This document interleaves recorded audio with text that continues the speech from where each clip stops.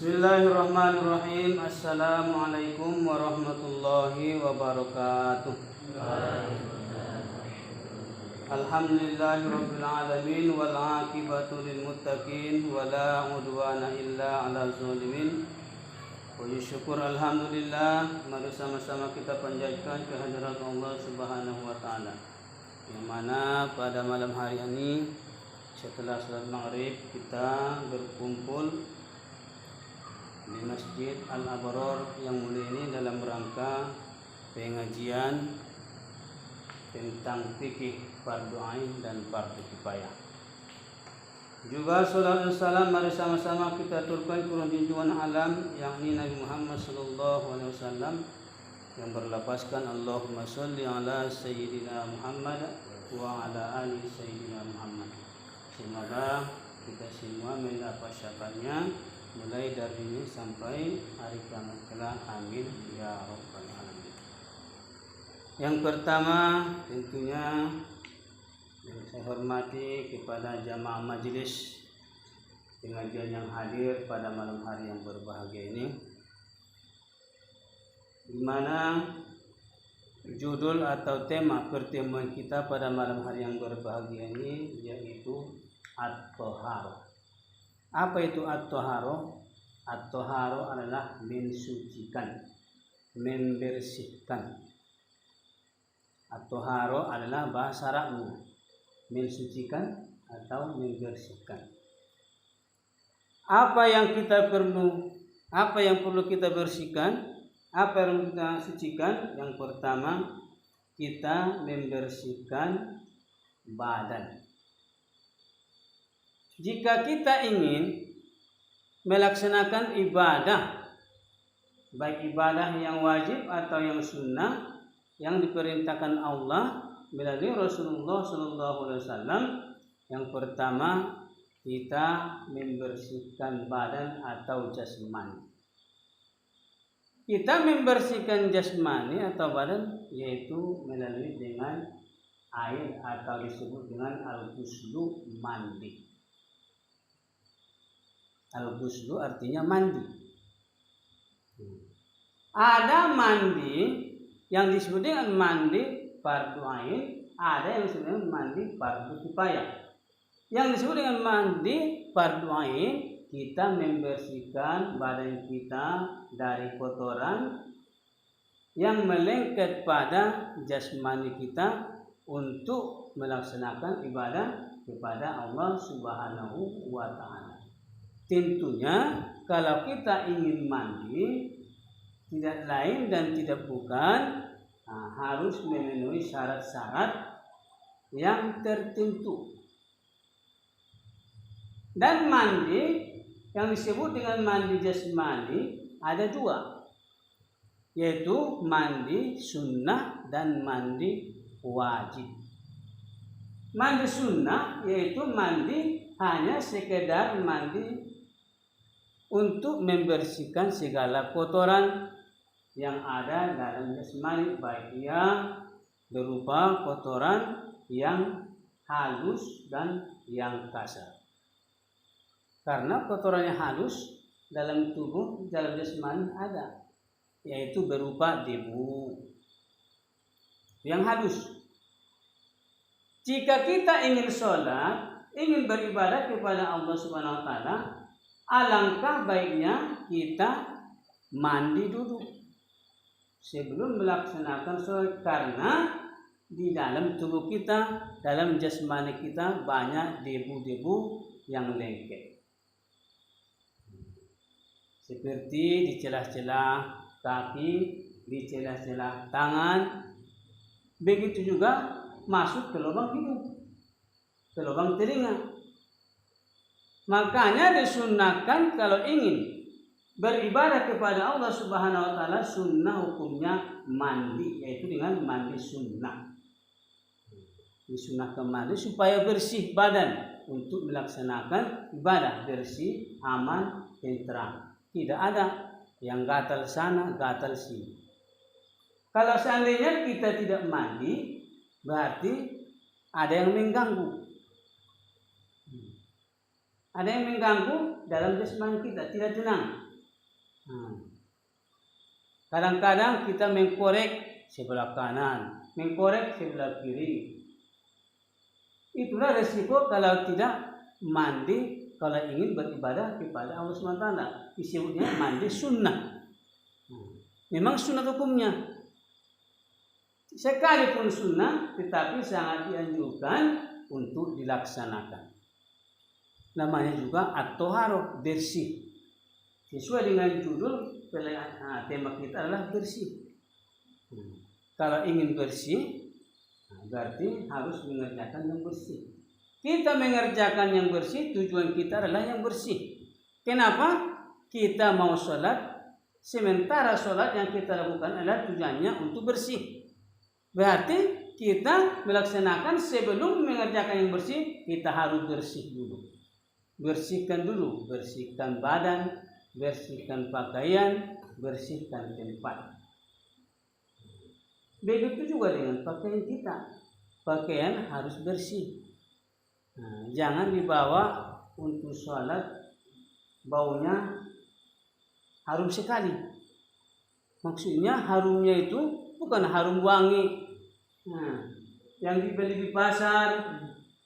Tetapi harumnya artinya tidak menjadi harum yang kita inginkan. Yang kita maksud harumnya adalah supaya malaikat dan Allah Subhanahu wa Ta'ala di dalam sholat kita itu, menurut pandangan malaikat dan Allah Subhanahu wa Ta'ala, di dalam beribadah kita adalah termasuk orang yang diridhoinya.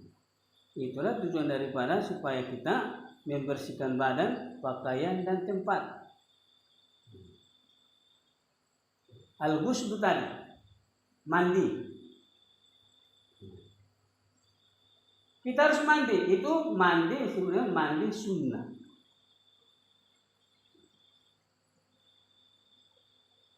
Mandi yang wajib itu, mandi yang wajib pada diri sendiri ada, yaitu apabila kita telah sampai dewasa, maka hukumnya mandi wajib apabila telah terbukti ada bukti-bukti dalam diri kita.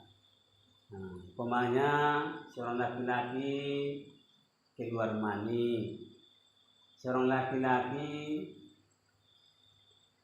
yang suami istri campur,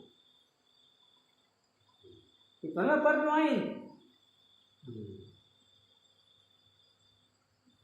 Maka kita sebagai umat manusia, umat Islam dianjurkan kalau mau mandi jangan lupa syarat-syaratnya.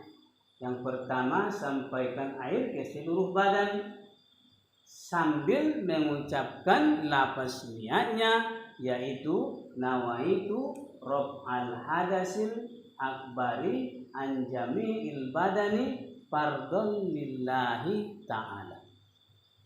Itu harus mempunyai lafaz niat. Jangan mandi langsung lompat. Harus ada lafaz niatnya. Makanya bagi kalian khususnya generasi muda perlu ini untuk diketahui. Besok kalau sudah dewasa belum tentu kalian menuntut seperti ini. Di waktu muda, di waktu masa generasi perbanyaklah menuntut yang khususnya fardu ain, yang untuk wajib diri sendiri. Itu wajib. Tapi kalau bisa tuntut juga ilmu yang fardu kifayah. Tapi yang paling utama adalah fardu ainmu. Utamakan dulu untuk dirimu sendiri. Sesudah bisa baru dituntut yang artinya ilmu fardu kifayah. Seperti yang tadi, yaitu kita melapaskan niat dengan ucapan nawaitu raf'al hadasil akbari an jami'il badani fardhon lillahi ta'ala, sengaja aku menghilangkan hadas besar dari sekalian badanku, fardu karena Allah Ta'ala. Maka bagi yang mandi di sungai yang besar langsung lompat itu yang paling bagus. Tetapi kalau mandi pakai ember di ember, pakai gayung, itu harus mempunyai syarat juga. Jangan langsung masuk ke dalam ember, tidak boleh. Karena langsung masuk ke dalam ember, maka airnya itu air mustakmal, air yang sudah dipakai. Kalau air sudah dipakai, tidak boleh dipakai untuk mandi hadas besar. Maka sebaiknya ambil gayung atau ember kecil, ambil air, langsung baca nawaitu rabbal hadasil akbari an jamil badani fardhonillahi ta'ala, langsung siram mulai dari kepala. Setelah rata semua, baru disebut dia mandi wajib. Bukan karena sabunnya, tetapi airnya itu merata ke seluruh badan kita. Itu yang disebut maksud daripada mandi wajib. Airnya, bukan sabunnya, bukan wanginya, tetapi airnya masuk ke seluruh badan kita. Setelah itu, di mana ada kotoran-kotoran, baik di kuku, baik artinya kuku daripada tangan, kuku daripada kaki, di mana kira-kira yang ada di telinga daripada kotor-kotoran, ini semua dihilangkan semua. Setelah hilang kotoran-kotoran, baru masukkan yaitu sabun. Pakai artinya sabun atau wangi-wangian. Kalau wangi itu sunnah, yang wajibnya itu air meretai ke seluruh badan, itu yang wajibnya. Itu artinya berarti kalau tidak pakai sabun tidak apa-apa. Tetapi kalau pakai sabun paling bagus untuk menjadi kesempurnaan, untuk berhasil daripada kesempurnaan daripada ibadah-ibadah kita, tambahin artinya yang sunnah. Makanya pekerjaan-pekerjaan kita itu yang wajib, bila ingin sempurna maka tambahlah yang sunnah. Kalau yang wajib itu hanya sekedar kewajiban. Saya sholat. Saya kemana? Sampai salam. Setelah salam, tidak pakai main dua lagi, tidak, langsung. Artinya bukan tidak bagus, tapi lebih bagusnya kalau sholat habis salam ikuti daripada aturan imam, ada zikirnya,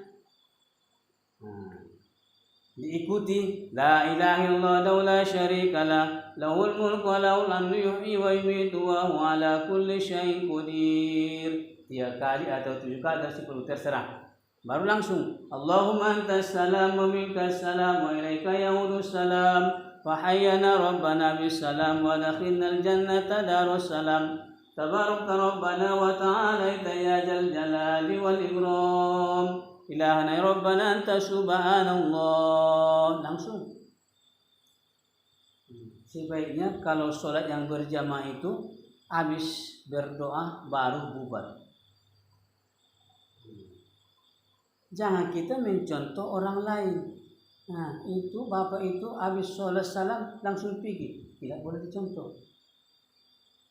Kalau kita mau berjamaah, kecuali sholat sendiri. Kalau sholat sendiri habis salam langsung cabut, tidak apa-apa. Artinya untuk menjadi percontohan bagi adik-adik kalian ke depan nantinya, itu maksudnya. Kalau ada umpamanya abang-abang kita, orang tua kita yang sudah sholat habis salam langsung kabur, itu tidak boleh dicontoh. Yang paling contoh yang tetap melaksanakan aturan mainnya. Habis berdoa, salam-salaman baru langsung kabur. Kalau mau cabut, kalau mau pergi terserah. Kalau mau sholat sunnah ba'diyah terserah. Supaya nampak kekompakan, supaya nampak jamaah. Itu maksud daripada sholat. Karena sholat berjamaah itu intinya adalah bersatu, persatuan. membangun persatuan dan kesatuan umat Islam adalah sholat berjamaah. Kalau waktu berjamaah, jangan artinya tinggalkan imam. Ini kadang-kadang imamnya, makmumnya 2, pulang 1, tinggal 1 lagi. Tapi lebih bagus, itulah. Jangan tinggalkan makmum dan imam. Ini belum perang, udah mulai kabur. Karena sholat berjamaah itu adalah salah satu dari umpama kita berperang. Apa yang kita perangi? Nafsu. Nafsu yang kita perangi. Ada bisikan. Abdul, cepatlah pergi. Ada urusan. Itu dalam hati, bisikan itu. Itu yang mengganggu. Kalau betul-betul hanya sholat karena Allah, sholat berjamaah karena Allah, ada apapun bisikan yang terjadi, tidak dia pikir. Bisikan itu jangan. Jadi masukkan dalam hati. Artinya supaya nampak kekompakan itu, persatuan dan kesatuan. Yang tadi yaitu masalah mandi fardu ain untuk diri sendiri. Yaitu jangan lupa